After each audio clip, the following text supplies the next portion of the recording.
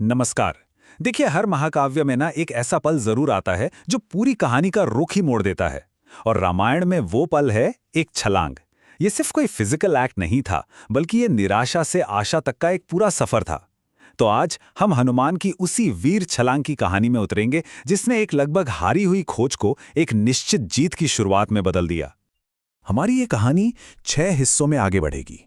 हम ये देखेंगे कि कैसे एक दुख भरी खोज एक मजबूत गठबंधन को जन्म देती है, कैसे एक नामुमकिन लगने वाली छलांग पूरी होती है और कैसे उम्मीद का एक छोटा सा इशारा लंका में आग लगा देता है और आखिर में एक पूरी सेना को जीत के लिए तैयार कर देता है। तो चलिए कहानी के पहले पड़ाव पर चलते हैं। दुख से जन्मी खोज। इस मोड़ पर उम्मीद कहीं दूर दूर तक नजर नहीं आती, बस गहरा दुख है और अनिश्चितता, क्योंकि राम की अपनी दुनिया ही उजड़ चुकी है। जरा सोचिए उस मंजर के बारे में। राम और लक्ष्मण घने जंगलों में भटक रहे हैं, दिल दुख से भरा हुआ है और वो सीता का बस एक सुराग पाने के लिए बेताब हैं। ये सिर्फ एक खोज नहीं है, बल्कि दुख और अटूट इरादे की एक बहुत ही मुश्किल यात्रा है। और फिर मदद एक ऐसी जगह से आती है जहां से कोई सोच भी नहीं सकता। कबंध नाम का एक राक्षस, जिसे राम मुक्त करते हैं, वो उन्हें एक बहुत जरूरी सलाह देता है। वानरों के राजा सुग्रीव के साथ गठबंधन बनाइए। बस यही वो पल था जिसने इस भटकती हुई खोज को एक मिशन में बदल दिया। अब हम किष्किंधा की धरती पर पहुंचते हैं, वो जगह जहां एक बहुत ही महत्वपूर्ण साझेदारी बनने वाली थी और जहां इस कहानी का असली नायक सामने आने वाला था। तो किष्किंधा है वानरों का राज्य, एक ऐसी जनजाति जो अपनी ताकत और अपनी वफादारी के लिए जानी जाती है। और यहीं पर राम की निराशा को आशा की पहली किरण मिलने वाली थी। लेकिन राम को वहां पहुंचकर पता चलता है कि सुग्रीव तो खुद ही बड़ी मुश्किल में है। उन्हें उनके ही ताकतवर भाई बाली ने राज्य से निकाल दिया है। और यहीं पर दो टूटे हुए राजाओं को एक दूसरे में एक उम्मीद नजर आती है, एक आपसी गठबंधन की उम्मीद। और यहां एक ऐतिहासिक सौदा होता है।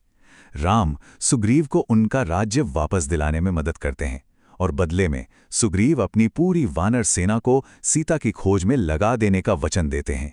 इस साझेदारी से राम को वो ताकत मिलती है जिसकी उन्हें उस वक्त सबसे ज्यादा जरूरत थी। और इसी गठबंधन के साथ हमारी मुलाकात होती है कहानी के सबसे महत्वपूर्ण पात्र से, हनुमान। वो सुग्रीव के सबसे भरोसेमंद मंत्री हैं, जिनकी शक्ति का कोई मुकाबला नहीं और जिनकी भक्ति अटूट है। बस यहीं से कहानी पूरी तरह से बदल जाती है। अब कथा का अगला भाग एक ऐसे नामुमकिन काम के इर्द गिर्द घूमता है जिसे सिर्फ और सिर्फ एक ही नायक पूरा कर सकता था। अब उनके सामने एक ऐसी चुनौती थी जो लगभग नामुमकिन लग रही थी।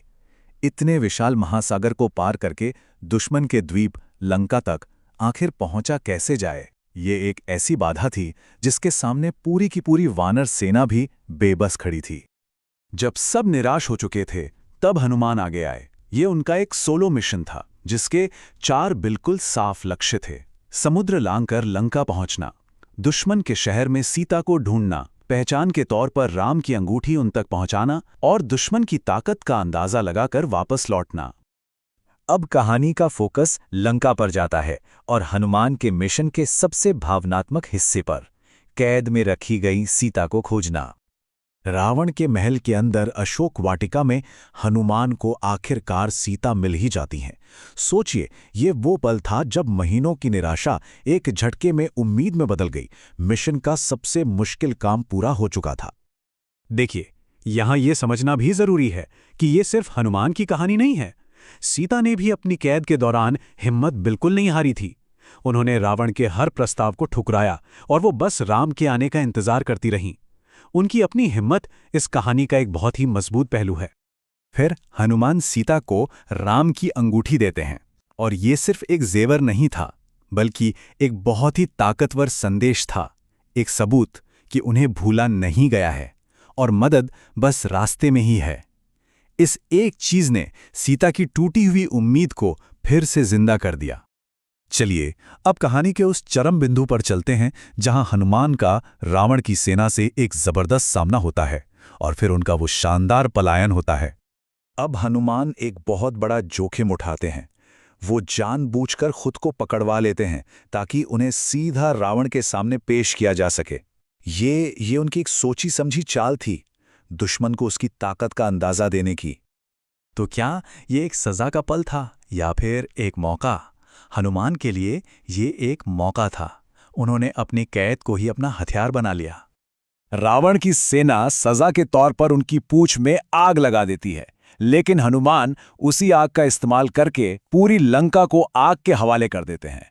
ये सिर्फ तबाही नहीं थी, ये एक पैगाम था। ये उनकी ताकत और उनकी बुद्धि का एक ऐसा प्रदर्शन था जिसने दुश्मन के दिल में खौफ पैदा कर दिया।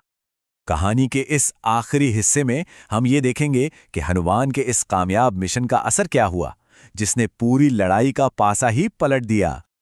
हनुमान की वापसी से पहले वानर सेना में निराशा और हताशा का माहौल था, लेकिन उनके लौटने के बाद माहौल पूरी तरह से बदल गया। एक हीरो की कामयाबी ने पूरी सेना में जीत का जोश और विश्वास भर दिया। और इसी के साथ एक नायक की वो अकेली यात्रा पूरी होती है। ये अपने आप में एक महाकाव्य था, विश्वास, हिम्मत और भक्ति की एक ऐसी मिसाल जो हमेशा याद रखी जाएगी। तो यहाँ पर सबसे बड़ी बात यह है कि एक अकेले व्यक्ति ने नामुमकिन को मुमकिन कर दिखाया था। लेकिन अब सवाल यह था कि क्या एक पूरी सेना उसकी इस कामयाबी को दोहरा सकती है? और यही वो सवाल है जो आने वाले महायुद्ध की नींव रखता है।